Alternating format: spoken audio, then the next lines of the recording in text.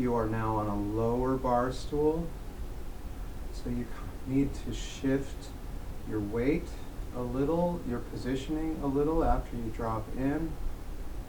Make sure that you feel your chest is flattened and falling. You can move a hand to check. Your lower back is also flattened out. It's not curved inward, that your hips, your sit bones are down, that especially the coccyx area is sinking and kind of pointing down to the ground right between your heels.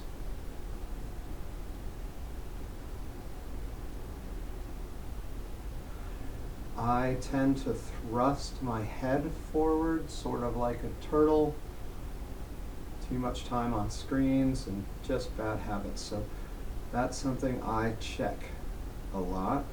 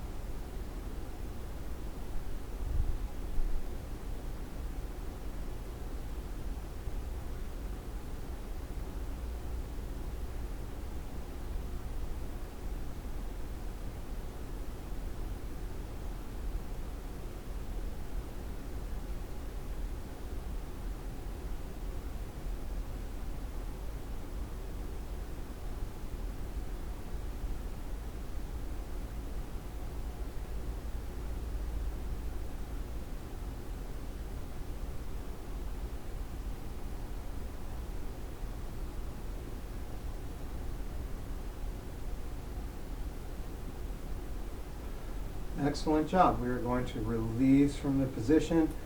Feel free to move around. I'm going to do a short version of some of the warm-up. I'm just going to loosen my wrists and ankles a little bit, my hips, both sides there, my knees, ankles, all that. So you always get super tight. Rotate the hips a little bit. Going a little faster just because time, and why not? Direction change.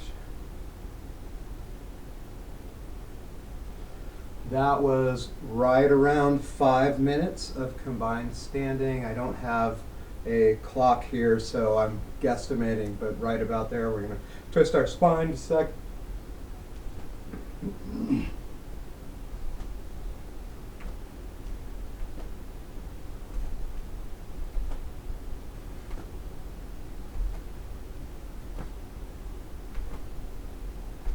Okay, good. Shaking my arms out. Next, we are going to do loosenings 1 and 2. So loosening for the hips and loosening for the knees, loosening rise and fall. So the first one, we're dropping first into our left, dropping into one foot and then into the other. I am going to face you. Nope, actually I think, well, I know, I'm going to face you for this, and that may be strange, but here we are. Again, I'm going to drop into my bear stance.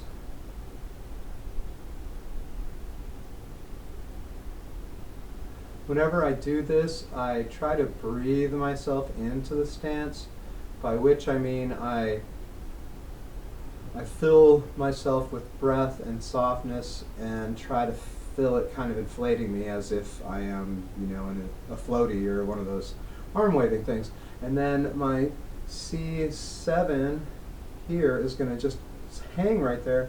And then I exhale and I try to let everything fall away from that point and coordinate itself. So it's properly aligned, it's taken out any tension or anything. And so that's something that I find helpful in getting into my bear stance position. But now that we're here, we are going to do the loosening one, the loosening for the hips, and here we go. I'm filling, I'm spreading to the side. You'll see my pinkies are cutting the air, as I like to think of it, and now I'm going to drop my hips and shoulders, my knees and elbows, and I'm starting to go into what is my right leg. You can go into your right leg, left leg, whatever works for you. And now I'm thinking about my wrists and ankles are all softening together in that sequence. And then I come up to my shoulder here, and now I'm going to start pressing that foot into the ground. And so it's like I am growing out of the ground and my arms are coming down from the shoulder. I get to where I'm crossing over the arch into the other foot and my arms are coming up, and now I shoulders and hips, elbows and knees, wrists and ankles, I soften down. Those are the 6 harmonies, with our shoulders going with hips, our elbows with our knees, and our wrists and our ankles all happening at the same time. When we're coming up, when we're filling, that is long jin, a long expression of energy. That energy, that softness is filling from the foot up through the legs, up through the pelvis, up through the torso, into the rib cage, to the shoulders, and then out into the arms, through the wrists, and to the fingers. So it's that long jin and then the harmonies. All right, so now I'm going to just move a bit. I am trying to think of sort of about a 4-second breath in and a 4-second breath out, or something like that. And I will just try to hold that rhythm for my breathing on this part.